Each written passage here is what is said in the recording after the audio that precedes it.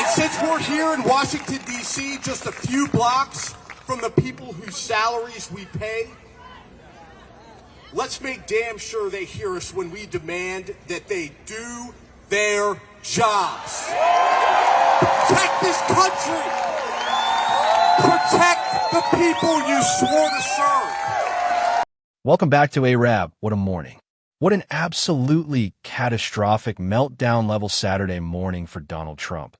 A morning so chaotic that it feels like every single crisis in America, the Middle East, and the crypto markets lined up at dawn just to slap him in the face at the same time.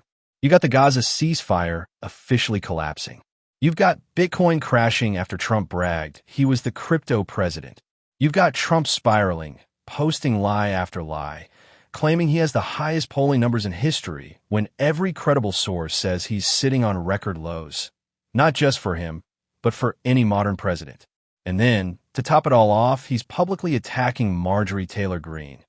Yes, his own ally, calling her Marjorie Trader Brown because she's resigning from Congress in January 2026.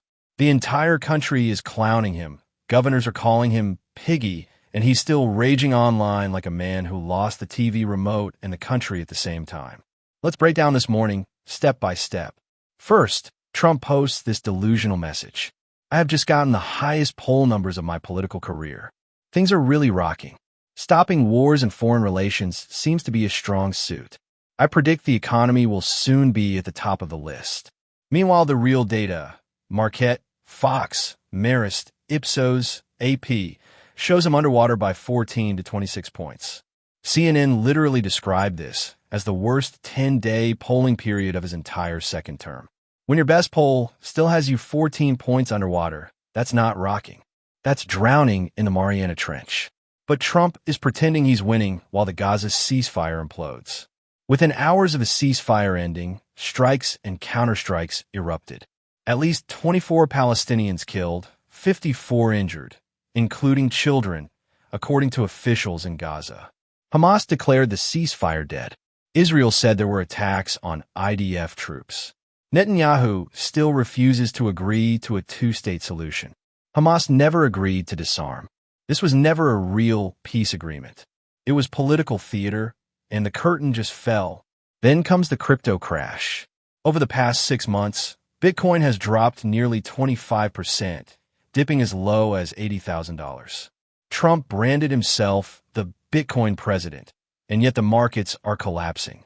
Eric Trump is on TV talking about how crypto will take over the entire financial system, while the markets tank in real time. Perfect timing. Now let's get into the racism. Last night, Trump attacked the Somali community in Minnesota, saying, Somalis in Minnesota commit fraud. I'm revoking their temporary protected status. There are only 75 Somali TPS holders in Minnesota. Their status expires next year anyway. But Trump wants to rip it away now just to attack immigrants, particularly black Muslim immigrants. It's discrimination. It's racism. And it's dangerous. Meanwhile, look how the right-wing press treats him. The New York Post headline shows Trump fawning over a visiting foreign leader like a starstruck fanboy. After days of hyping up a showdown, Trump ended up smiling, nodding, and acting like he'd just met his favorite celebrity. The Daily News roasted him too. The mockery is everywhere. And don't forget the food crisis.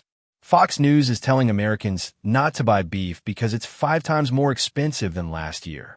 Their advice for Thanksgiving: stick to turkey. You can't afford anything else. This is Trump's America. Now, circling back to Gaza, Israel launched new strikes after the ceasefire collapsed. One attack hit a vehicle in Gaza City, killing 11 and injuring 20. The Palestinian death toll is now listed at over 69,700. Many call it a genocide, mass slaughter. Regardless of terminology, the suffering is undeniable. This is also why I always say you must check media bias.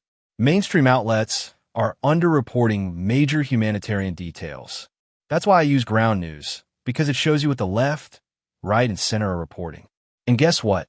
Stories about Palestinians killed are almost completely absent from right-wing media. Check the blind spot feed. It's eye-opening.